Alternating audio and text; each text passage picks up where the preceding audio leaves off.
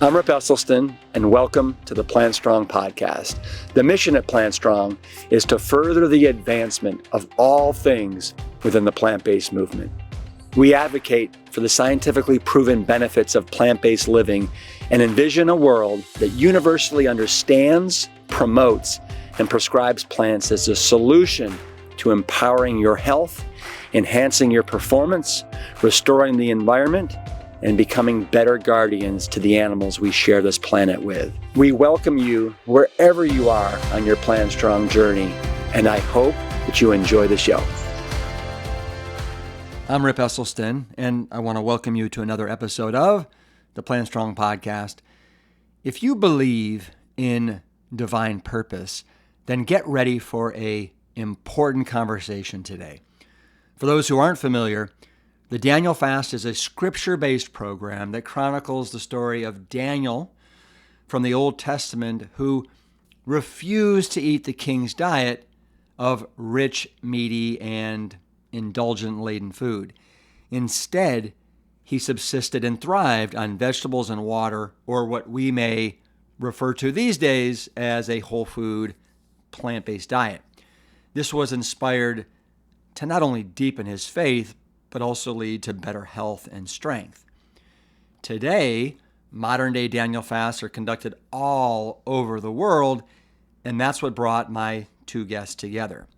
Gigi Carter and Sersie Blue, what incredible names, met in an online class during the pandemic.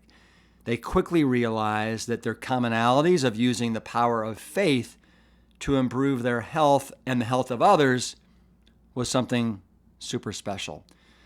They both have powerful background stories that demonstrate their own powers of strength and resolve. And on September 8th, their first book, Daniel Fast, Why You Should Only Do It Once, hits bookshelves everywhere.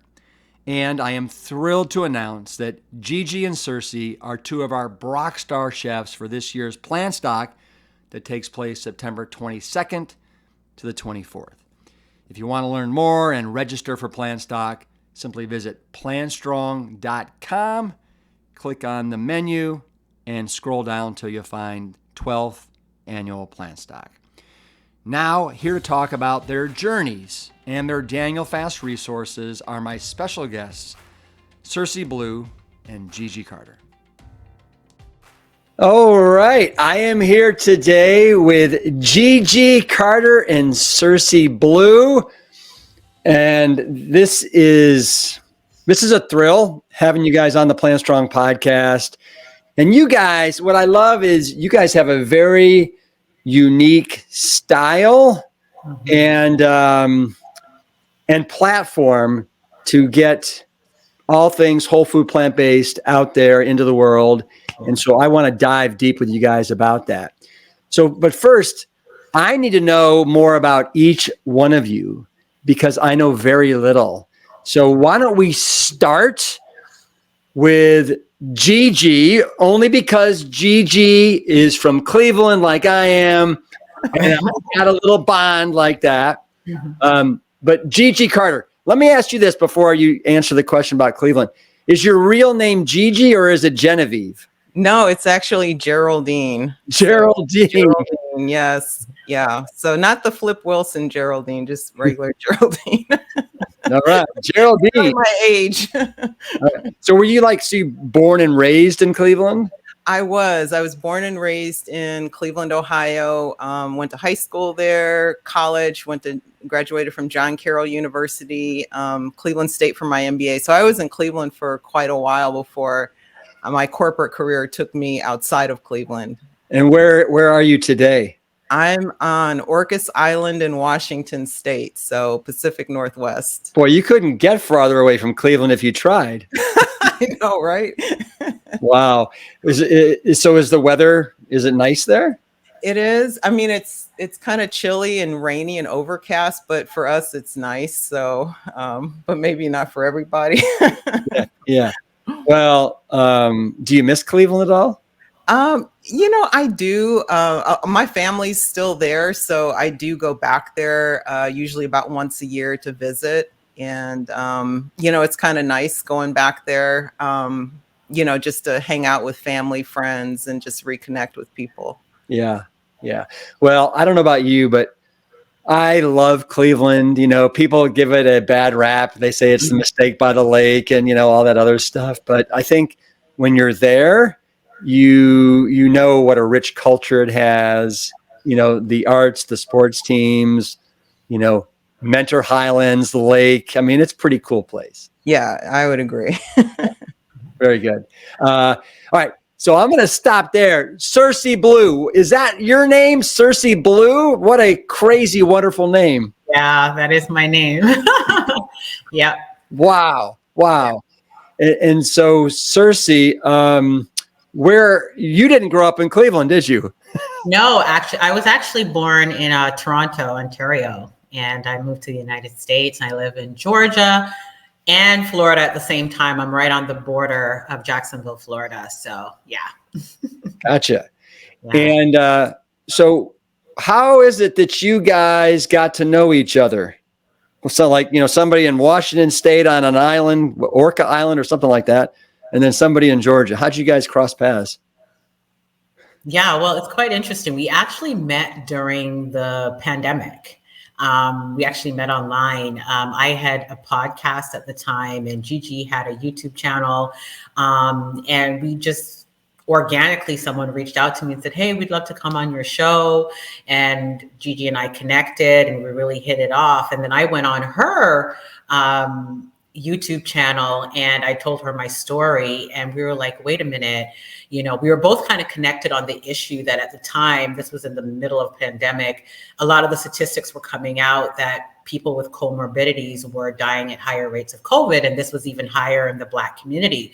So Gigi and I had this shared passion about that, because we were like, wait a minute, we have the answer. We were both doing things individually, but then we collaborated once we got together. So we actually met in COVID-19.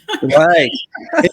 And so both of you have kind of, I think it's fair to say, a fierce passion around the benefits of a whole food, plant-based lifestyle way of eating.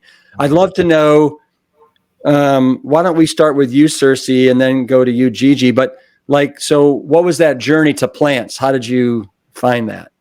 Yeah, for me, my journey to plants was, I actually, this was probably like 2010. I was actually diagnosed with high blood pressure during my last trimester of my pregnancy. And so at the time, my mother had high blood pressure, my grandmother had it. So at the time, I wasn't really that alarmed. But now in retrospect, I realized that people who have high blood pressure during pregnancy have a higher risk for complications before, during, or after. This was even higher for African-American women. So I didn't know that at the time, but I know that now. And so when I went into the delivery for my son, I actually had a complication, and my son lost oxygen to his brain. So he had to be flight lifted out. He had 24-hour care because he wasn't able to actually drink on his own. So it was a lot. And so you could imagine at that time, it was very stressful. And a little bit after his first birthday, he actually passed away. And so at that time, I think I was at the lowest point of my life at that point, depressed, using food. And, I was eating the standard American diet and then some, so to speak, even prior to that. I was just eating the typical foods and also using food during that time. So I think I gained the most weight I had ever gained and things like that during that process. And then just randomly out of the blue, a friend of mine said to me, "Hey, do you want to do a Daniel fast with me?" And I've done the Daniel fast before. This is a thing that people do in the church in January, basically kind of reset the year. It's kind of like a Lent for the Catholics, but a lot of evangelicals do it just to start the year off. And I don't think I've done it before, but I don't think I've ever truly done it, because I would say, well, I'm going to substitute eggs and I'm going to add cheese. So I never really fully did it in its purest form. And so when she asked me, "Do you want to do the Daniel fast?" I was like, I'm kind of not in a good mood right now. I don't know if I want to give up all that food, you know. And I said to her, I'll do it, but I'm going to add eggs and I'm going to add cheese. And at that moment, she just arrested me and she said, listen, if you're going to do the Daniel fast, you're going to have to do it exactly the way it's designed. And for those of you who don't know, Daniel fast is basically a whole food plant-based diet, but it doesn't have any preservatives, no sugar. So it's really the wholest form of a plant-based diet. Literally. Yeah. So there's no preservatives, no coffee, no nothing. You're just going 100% with real food. No booze? No booze? No alcohol either. Nothing. It's just 100% whole food, plant-based. And that's what I'm talking about. Yeah. But at the time, though, I was using those foods for my comfort, and I was in a dark place. And so I wasn't sure if I wanted to let go all of those things. And I was like, ugh. But when she arrested me in that moment and said, if you're going to do it, you got to do it exactly the way it's designed, I said, okay, I'm going to do it. And then the thing about the Daniel fast, it's eating those foods, but then you're also combining meditation and prayer and devotionals. And so it's this whole big combination. And so was this part of a coordinated effort, or was this just you and your friend doing it? It was just literally me and my friend. She actually did it before January, before the church and everything would start. I don't know why she decided to do it. I guess it was just a divine intervention at that point, but it was literally just me and her doing it at that time. And so I jumped into it because she said, you're going to do it. You're going to do it right. And I was like, yeah, okay, I'm going to do it. And I did it exactly the way it was designed. And I can't tell you if it was 2 weeks or 3 weeks, but it was almost as like, you know that song, I Could See Clearly Now. It's like my whole world changed. My depression was gone. My mood was elevated. I lost weight. My blood pressure was regulated. I had mental and spiritual clarity. I felt like I could hear God in my life more clearly. Everything shifted. And so at that point, I was like, what in the world just happened? Was this like a miracle? Was this like, did the heavens open up and I'm some type of anomaly, or was this something to this? And so I started to dig into the research, and I saw, all of the work by all of, that the plant-based diet was the only one that could reverse heart disease. And I saw the work by your father and Dr. Greger and all of those wonderful works. And I was like, wait a minute, this is a thing. And so then I started to compare it to the whole story of Daniel in the Bible, which, just to give you a small recap, basically. No. I need a recap. Okay.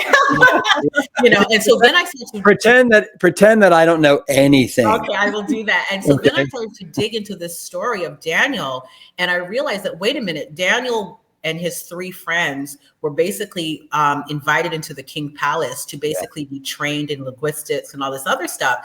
But they wanted to have these young men be very fit and trained and athletic. And so they were supposed to eat the king's diet, which was filled of dairy and meat and alcohol and all these other things.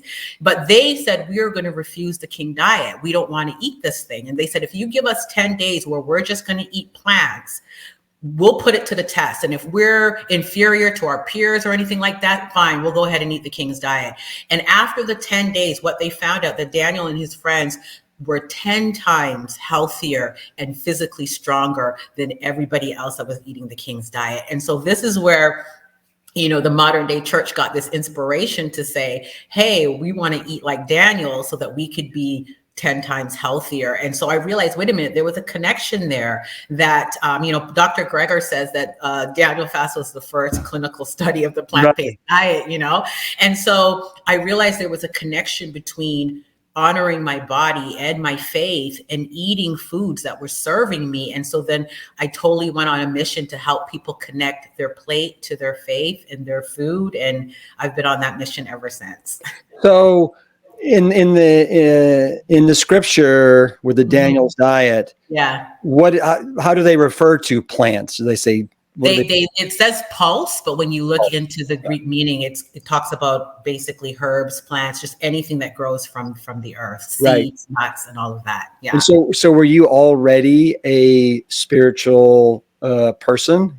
I was a spiritual person eating the standard American diet. And I didn't realize that there was a spiritual connection, that I was literally harming myself. I didn't realize that. So I was a spiritual person. I was a believer, I was a Christian, but I never made the connection that what I was eating was actually a spiritual practice that could actually elevate the way I think and eat and interact with the world and God. And then I started to draw all the other connections of taking care of the planet and all of those other spiritual connections that we make as being stewards of this planet. And so, yeah, so for me, that was a mind-blowing experience, but it started with me refusing the king's diet in my own life to be able to understand that process. Isn't that so wonderful? Described that way, refusing the king's diet, which it seems like the vast majority of Americans are on the king's diet for breakfast, lunch, and dinner. That's it. Yeah. No, I love to say, you know what? If you want to live like a king, you want to eat like a peasant. That's it. Exactly. But now, so Gigi, hang in there because I'm coming to you too. Okay. But Cersei, so you were a believer. You had this faith. Yeah. But up until this point when your friend suggested that you do the Daniel's fast, had you not been exposed to the Daniel's fast or read it? Crazy. Like I said, and a lot of people, we were exposed to it. But again, I wasn't fully doing it because I was like, I'm not giving up. Like I would do it in my own way. And even at the time, because it was called the Daniel fast, it's like many people even today don't really connect the fact that that's a vegan diet. You kind of just think, oh no, that's just the way Daniel ate. And you never really made the connections. And it wasn't until, and maybe it's because I was at that real receptive point and I went in without making any adjustments. And I did it for the 30 days that it made the difference for me, that I was able to draw those connections, because at that point I had already gained the most weight I could. I was already at the lowest point spiritually and mentally. So the benefits that just overtook me at that moment was so great that there was just no way to deny what was happening. So when you say you were like at the heaviest, like how much heavier than you are now? I lost in total, I probably lost about 55, 60 pounds. Well, that's substantial. It's a world of a difference in everything. Yeah. Everything. Yeah. And so in addition to, you said that, when you were pregnant, you had diagnosed with that high blood pressure in your third trimester. Were you also pre-diabetic? Did you have any other comorbidities? I didn't have anything else. I just had the high blood pressure. That was diagnosed. And like I said, it was a comfortable place for me because my mom had it and my grandmother had it. So I just thought this was just a normal thing. And so I had no idea that just by changing what was at the end of my fork, that I could actually break those generational patterns in my own life and start eating different. And then I realized too that I was able to live out my purpose better. And so that was where I got the passion in terms of people of faith to say, hey, people of faith are living lives that they're on a mission on this planet. And so if you're not taking care of your body, you're not going to be able to be healthy for your purpose. And so that's how this whole thing kind of brainstormed, and Gigi and I collaborated to help people realize that, listen, you have to be healthy for your purpose. It's not enough to just feed our spirit and not feed our body if we're going to do this thing right. Yeah, what a huge piece of the puzzle that is missing right now. And it could address so many issues that so many of us are facing.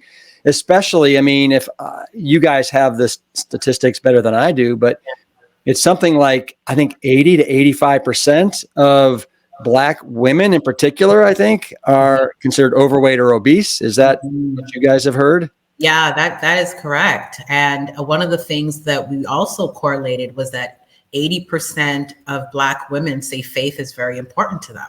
Yeah. And so we made this connection that, wait a minute, here's this two dynamics going on. If 80% of women think that faith is important to them, what if we were to introduce the Daniel fast as a means of getting healthy through your faith, and have them, because if they're making important decisions about who they're going to marry, what job they're going to take, and they're using their faith already, here's a blind spot that we can advocate to Black women to say, hey, listen, you could use your faith to be healthy for your purpose. Yeah. I think it's a blind spot. It's also a soft spot. Yeah. Soft spot. So if you were to rewrite the scripture, right? Would you call it a fast or would you call it something else? Actually, we probably would call it a Daniel way of eating. Like Gigi and I actually were writing a book called Why You Should Only Do the Daniel Fast Once. We believe that at the end of the day, it really shouldn't be something you do every January, but it should actually be the default way of eating. And so that's the whole point. Yeah, we would probably take away the word fast, but fast is what they've been using. But that's why we're coming out with a slogan, why you should only do the Daniel fast once and make it a lifestyle. That's really smart. Yeah. Or the Daniel diet, but in the original word diet, meant a way of eating, but we've so kind of, bastardized it. It's just ridiculous. So like Gigi's shirt, eat and pray like Daniel. That's how we phrase it. Gigi, come to the forefront again. So Gigi, how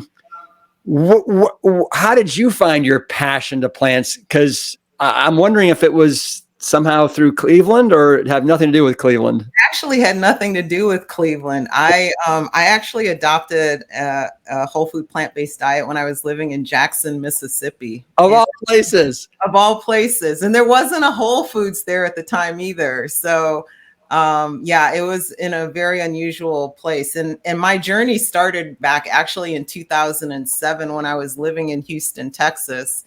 And I went to the doctor for a routine wellness exam, and they did my lipid panel and then a carotid artery scan of my neck. And my cholesterol was high, and they said that I had the arteries of a 46-year-old, but I was only 35. And so the doctor wanted to put me on a statin drug, and I politely refused and walked out. And around the same time, I learned about the work of Dr. Dean Ornish and his lifestyle heart trial that was conducted back in the 90s. And I remember saying to myself, there's no way I could give up fish or cheese or eggs or you name it.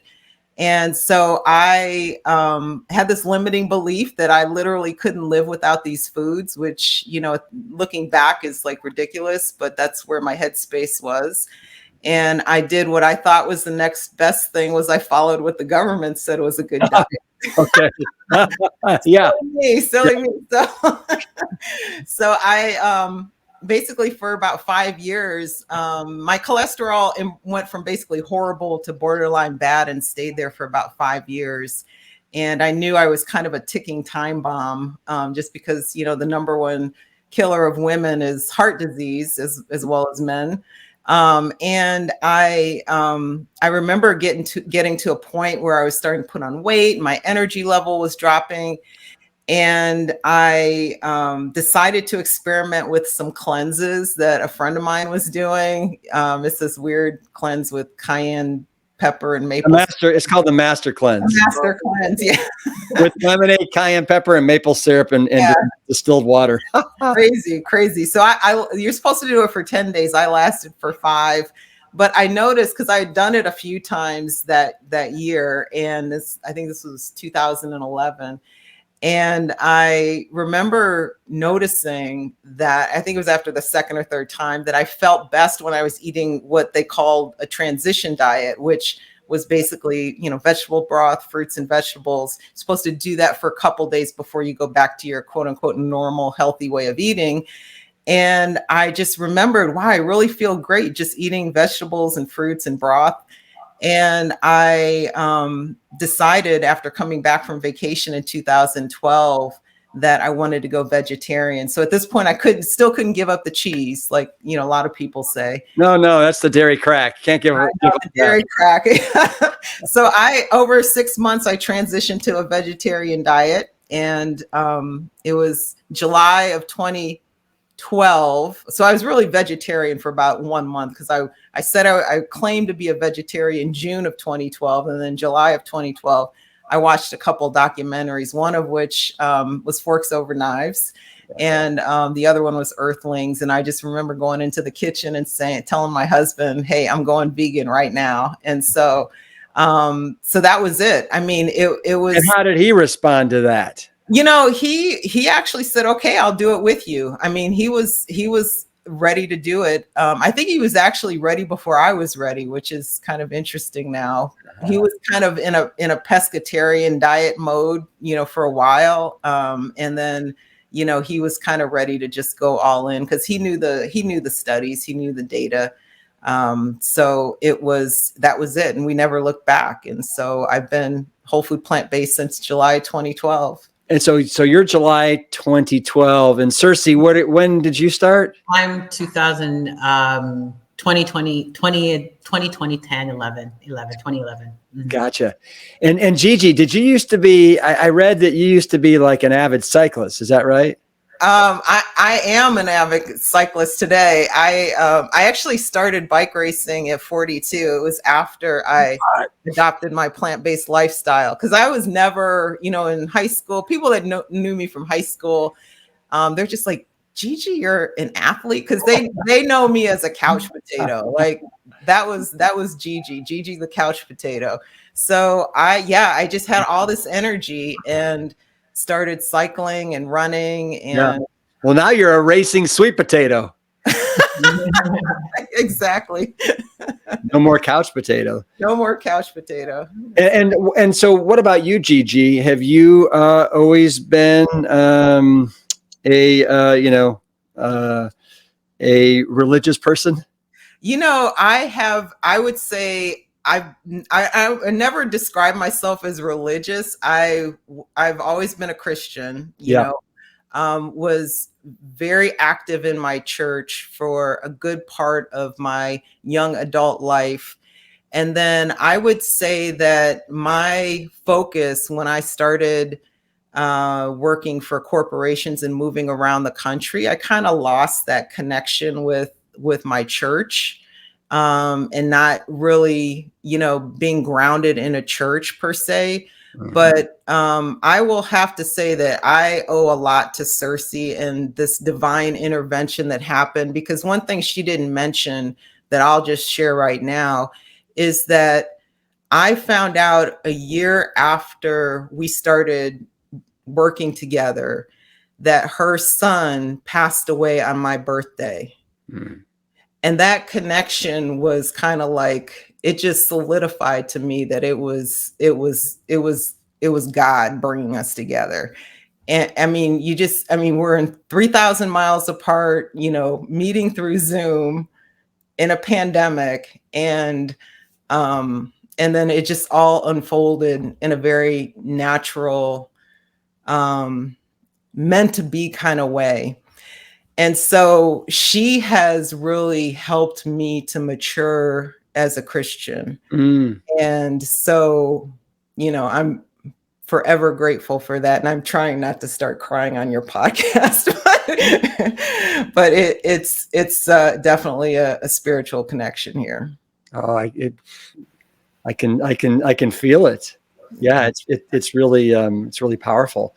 So Cersei, you helped Gigi mature with her, I guess, practice or faith. Did one of you help the other mature with whole food plant-based? Yeah, I would have to say Gigi was like a rock star. I'm telling you, I'm still trying to keep up with Gigi, but I learned so much because, Gigi, she hasn't mentioned her going back to school to get her master's in nutrition, but she is like a walking encyclopedia with knowledge and about whole food plant-based. And so when I connected with her, we both connected on the no oil, the whole foods, but she helped me level up to another level. Wait, time out. You guys, not only are you whole food plant-based, you're also whole food plant-based, no oil? Yeah, we don't do the oil. And we were so surprised that we both were on the same level. But we don't do the oil, we don't do the processed, and all of that. And so, yeah. Wow. This is really exceptional. I am so impressed with you two. Yeah. Now, so how long have you guys, so you got together, you said during the pandemic. When did you decide, all right, we got something special here. Let's collaborate here and bring something forth to the world? It's really all women of faith. I mean, and we say a few good men because we have a few men in our group as well. But, it was... it was really what happened was, Cersei mentioned that she came onto my YouTube channel after I was on her podcast. And then we connected around a blog post that I was wanting to publish on my site. And it really stemmed from her doing the Daniel fast. And I was kind of subtle with it. I was like, do you know anybody who could write this? And she's like, well, I can write it, of course.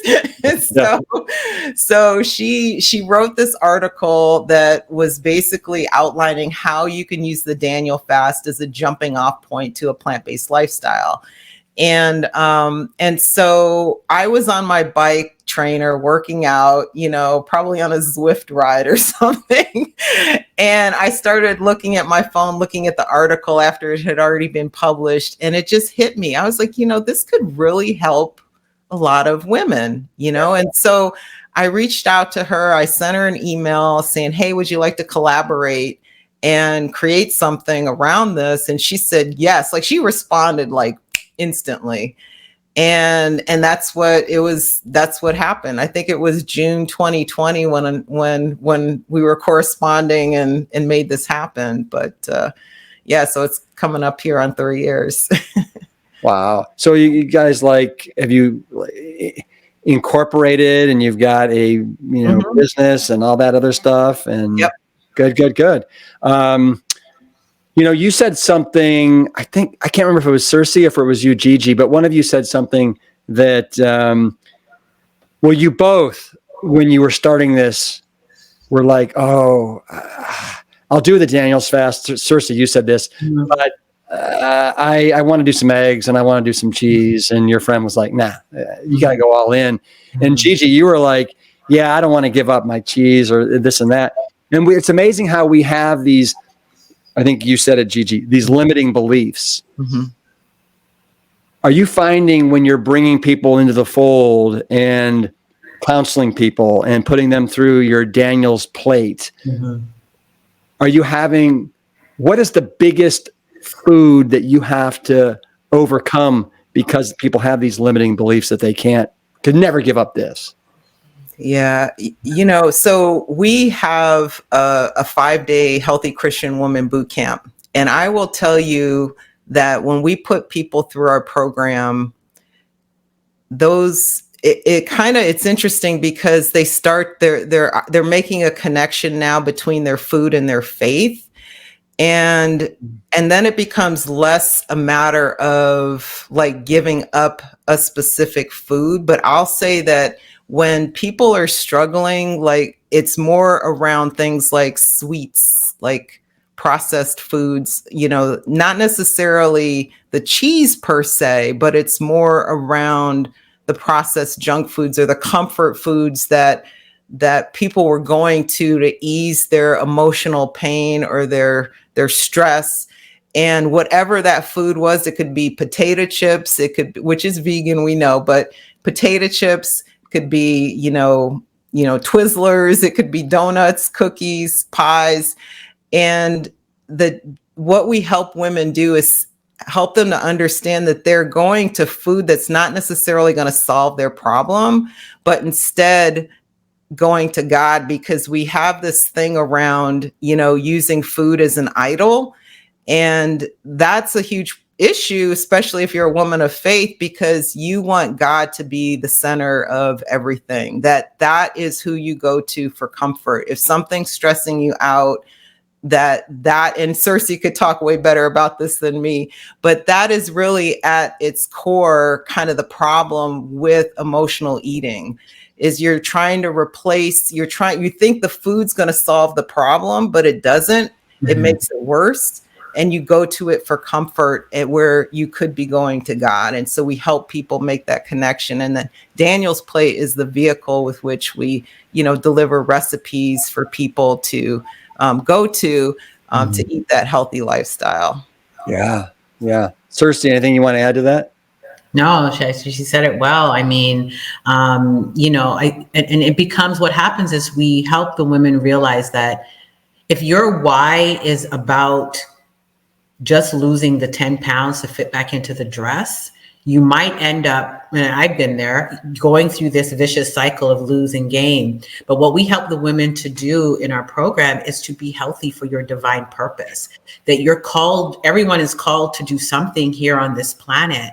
And if you could connect that by taking care of your body and how you fuel it, that you are aiding to your ultimate purpose here on the planet, then it deepens their why so deeply, and they make it a spiritual practice that they're more likely to follow it. And there was even a study that was showing that when they had people in the rural South do the Daniel fast, that they had a 98% success rate than when they called it a vegan diet. And so when people are able to attach meaning and faith and purpose and something so much deeper than, oh, I'm just trying to struggle to do this, it becomes purpose driven. And so that is what we teach our women, and what our passion is about, to say, listen, this is bigger than the plate.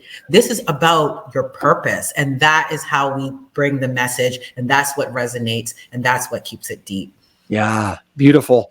What have you found as far as, so for the most part, it sounds like most of the people that you are working with are women.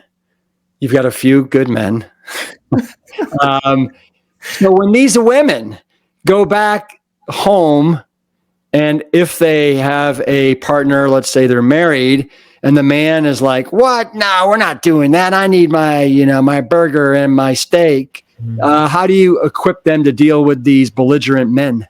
Yeah, I'll kick it off, and Cersei, you can add to it. But it starts off with obviously helping the woman learn how to eat, and acknowledging that not everybody in the home is going to be ready for this change. But one of the things that we offer is this supportive community, because a lot of times, women just need a place where they feel supported in whatever change they're making to improve their health situation, that they're not alone on this island. And so we offer that supportive environment so that they can continue down the path, even if it's not happening at home. And then, being a leader in their house and leading by example. And I'll tell you, we've been doing this, for, like I said, coming up on 3 years, and we have, spouses who are by default getting healthier because she's doing all the cooking, and maybe when they're out and about, he's eating whatever, but they're seeing health improvements just in the changes that she's making at home with the meals that she's cooking. And so that's always encouraging too, because, and then, so if you could see your cholesterol going down, 20 points or whatever, because, the dinners that she cooks at home are whole food plant-based, then, it's just a natural benefit and buy-in that will happen, over time. Right. Right. And then we all know about the benefits that can happen with the women and the men, but the men as far as getting their virility back. Right. Yeah. If that's something that's gone by the wayside due to the king's diet. Yep. Yeah. Yeah. Cersei, anything that you want to add to what Gigi just said there? But yeah, a lot of it too is that, we try to tell the women to focus on the change in yourself first, and not try to go in and change everyone, because a lot of times the mere nature of them seeing that authentic change in them, in their wife or mother or whoever, it breeds curiosity. And then you have an open door to now present this in a way that's totally different from coming in with that, hey, we're all changing this. But when they're able to see the change, it creates that openness for them to be curious. And I think curiosity is a big opening for families. Mm-hmm. Do you find that most of the women that you work with, are they single? Are they married? Is it kind of a collection of everything? Mm-hmm. It's a collection of everything. We have women all over the country, all over, I would say, North America, because we have some folks in Canada as well. And it's kind of a mixed bag, but I would say most of the women are probably between the ages of 35 up. And some are single and some are married. Some are married with children and some are married without children. So it's kind of a mixed bag. Yeah. Gigi, you wrote a book back in 2018 called The Plant-Based Workplace Book, or The Plant-Based Workplace, and all the reasons, that the workplace could benefit from going plant-based. And you cite a number of powerful ways of making that happen. Is this something that you've carried into this work with you and Cersei, or not? Yeah, I would say indirectly I have, in part because a lot of the women that are going through our program do work outside of the home. And so, recognizing that the workplace is oftentimes a place where there aren't a lot of healthy options, making sure women feel equipped to be able to feed themselves and not, let triggers kind of, keep them from maintaining gains that they may have made, I think is also helpful. But I'll say that, people who are also, in positions of influencing, what gets served in workplaces, it's a responsibility I don't know if people take too lightly, just because of the healthcare costs, the productivity, just the moral implication of, feeding toxic foods to your workers, I would say I don't think it's on the consciousness of a lot of leaders, but I do weave it in a little bit through the boot camp that we offer, because we do talk about how you're being played. You're being played by a system that's designed to make money off of you being sick. And I'll say that a lot of employers are not dialed into this and how it's affecting their workers, who most companies will say is their most valued resource or asset. Yeah, no, without a doubt. It's something that John Mackey really tried to tackle as the CEO at Whole Foods, and really tried to create this culture of wellness. And it's challenging. It's challenging, changing people's eating habits. You guys know firsthand. You just said it, I think, Cersei. You changed the verbiage from let's do a vegan fast to a Daniel's fast, and now you got 98% more buy-in. And so it's so much of this is the salesmanship or saleswomanship of what exactly is this? How do we make it attractive so that people understand that it doesn't come with all the baggage and the crap that people think that it does? It's just absolutely the polar opposite of that. Right. Yeah. Yeah. Which is the irony. Yeah. Yeah. It's like, no, you can't take away that. It's like going back to the whole limiting beliefs and arguing for your weaknesses. Yeah. Can I add something? I just want to, you just said something that really, I feel like people don't understand how they are being played in a system. And I think when that connection is made, then you have to ask that person, are you choosing to be played? Like, are you choosing to be played by the system? And if you are, okay, you've made a conscious decision. But I would say that most people don't like that. And I could tell you the women who go through our boot camp, once they realize that they don't want to be in that system, that the dynamics change, the perception changes from, food is here to nourish us and to sustain us, not necessarily for some, emotional comfort or, experience that's just completely just very fleshly in nature, that it's not just 100% solely for pleasure.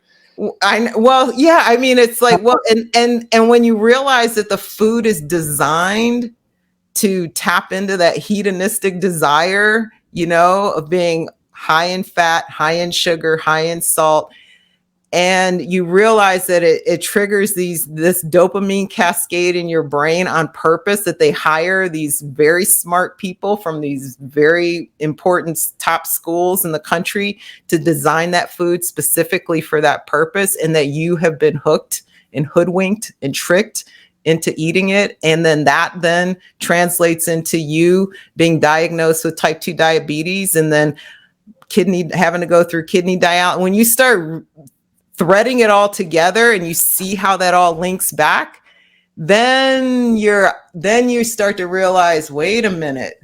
Well, I don't know anybody that would say, "Oh I know I'm being played, and I'm okay with that." You know, I mean, it's like, no. Once you have your eyes opened, it's I think it's a whole new day. Yes, definitely. So you just spoke about the food, right? And how many of us have been hoodwinked and bamboozled with just kind of all this hyper palatized, highly processed foods that typically have 20 to 50 ingredients in them, as opposed to the ingredients that your recipes have, which are like 1 or 2 or 3. Mm-hmm. So speaking of the recipes, and you guys have some delicious ones, who is the cook between you, or do you hire out to somebody else? I do most of the cooking, but Cersei will help me sometimes.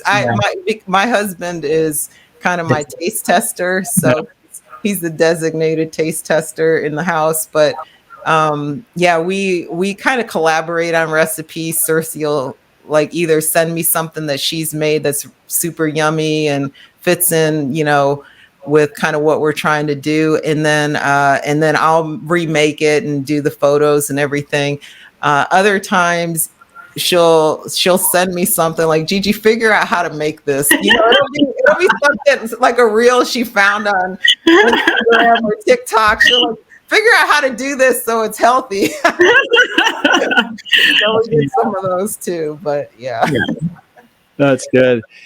What did both of you have for breakfast today?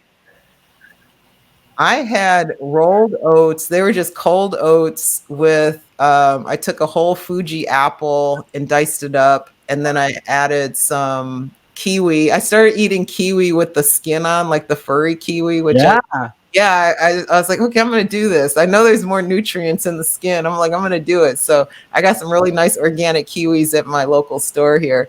And then it had some raisins, chia seeds, cinnamon, and that's what I had for breakfast. That sounds really delicious. And I love the fact that you just used pure old-fashioned oats, right? Just cold. Yeah. I love it too. How about you, Cersei? I had this ancient bowl that I'm addicted to that Gigi just posted online the other day, but it's like a 5 grains. So it's like sorghum, millet, black rice, oats, and I think what's the last one, Gigi? I don't even remember. You said millet. Barley, and I had barley. Barley. So all 5 of that, I put that in the Instapot. So yesterday I had it over a salad, but this morning I made it into like a savory blueberry bowl. So I added like a plant-based milk, some flax seeds, cinnamon, a little bit of dates, and I added some blueberries. So that's my new thing right now. The diversity, after reading that book, the diversity is like, that gives me a bang for my buck right there. Yeah. Yeah. And so in looking through your Instagram, I noticed some really delicious recipes. I'd like to ask you guys about them and then just kind of, take it from there. So let's start with, I've never heard of this before, but it looked absolutely delicious. Sweet potato toast. Yeah. Yeah, that is, so you slice the sweet potatoes, you keep the skin on, you slice the sweet potatoes into like little steaks or little like slices of toast. You put them in the air fryer and it kind of par cooks them and firms them up. And then when you're ready to eat, like let's say it's a grab and go breakfast thing, you just pop it in the toaster and then finish it off, and then you could add, almond butter or peanut butter and bananas, or on top of a sweet potato. Yeah, or you could do like a hummus, with some arugula, or smashed avocado with some tomato. And then I've got a no salt everything bagel seasoning recipe that's really good with that too.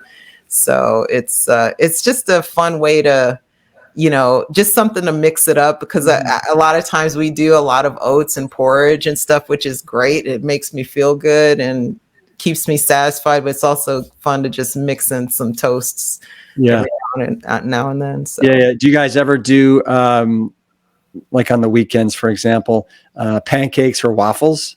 Yes.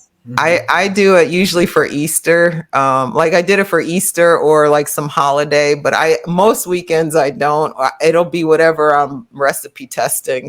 Well, so we just talked about oats, how much we all love oats. I think in another life I was a horse. I noticed you had on your Instagram, you had oat groats. Yes. I think oat groats, they like take oats to like the top of the mountaintop. Uh-huh. And I'm wondering how often you both have oat groats. Well, Cersei just had it this morning. I just had it this morning in that ancient grain bowl. That was one of the 5. It was nice. Yeah. Because that is like the most pristine form of the oat. Yeah. It's even more pristine than steel cut oats, old-fashioned oats for people that don't know. The oat groat is where it all begins. Yes.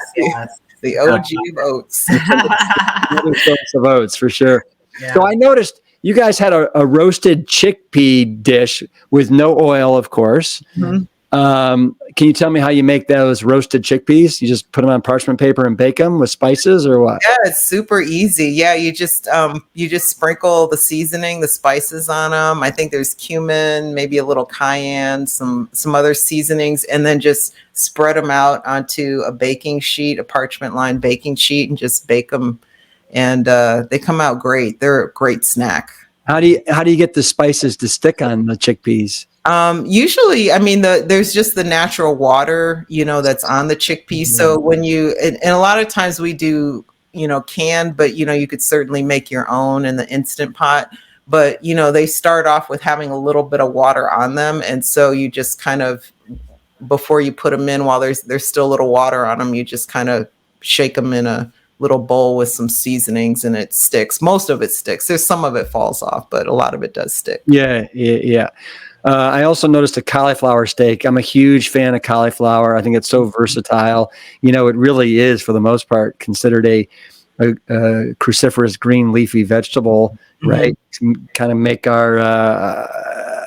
our nitric oxide. So how do you prepare your cauliflower steak? Yeah, so it's very actually similar to the chickpeas. You rub the spices onto the actual steak, and then you just pop it in the oven and then roast it, and it comes out great. That is one of my favorite dishes on the website. I don't make it very often just because I'm making a bunch of other recipes, but it is one that's really good. And sometimes I'm not all that great at cutting the steak into an actual steak. So I'll just cut it as best as I can and just toss it in the spices and kind of rub it in there with my hands a little bit, and then pop it in the oven. It is so yummy. Yeah. Are you guys a fan of salads? Oh my goodness. Yeah, we're salad. That's what I'm going to eat as soon as we're done with this. Yeah. So what's that salad look like? Yeah, so it's a huge like rainbow salad. So I do a lot of mixed greens as a base, and then some kind of legume like a chickpea, lentils, black beans, whatever kind of bean. And then it's just a rainbow of vegetables. I love purple cabbage. I do a red bell pepper, sometimes jicama, just a lot of different. We have these really awesome salad in a jar recipes. Yeah. That we're going to be meal prepping this weekend for our boot camp.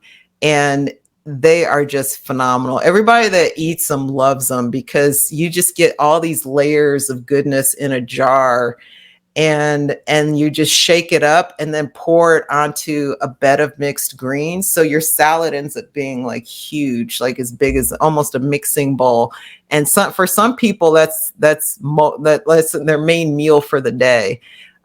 So you feel good afterwards. You're full, you're satisfied, and you feel good just from all the nutrients you get. Yet light.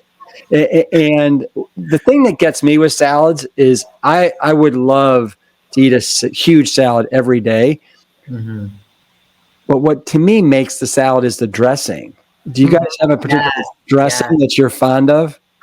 There's a few that. Yeah, Sersie, you name your favorites. Yeah, no, there is a green goddess dressing that is just to die for. There's a walnut balsamic. There's just so many. There's so many. The dressing does make the dish, and what's nice about the dressing is you could put it on a salad, or you could just drizzle it on a bowl, a Buddha bowl, and that dressing is definitely the key. Yeah. I know some people that don't mind just doing like a flavored balsamic vinegar on top of their salads, but that doesn't quite do it for me. Yeah. I need a little more than that. Yeah, definitely. Or sometimes I would even just smash avocado and use that as my dressing, add some seasonings and just roll that through it. And that could be a dressing. So if you're, strapped for time, that's an easy way to do it too. It's creamy. Yeah, agree. Yeah. Tell me, you two, what is a prayer for your health journal? Yeah. So go ahead, Sersie.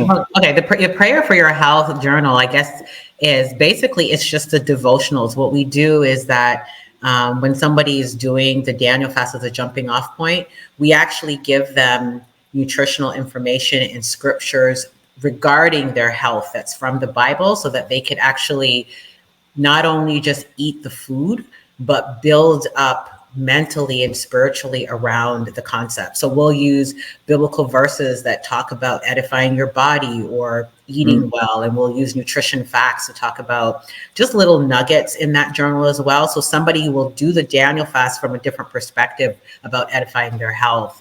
So that's how it's kind of connected. It's like a devotional to go with the Daniel fast. Very, very nice.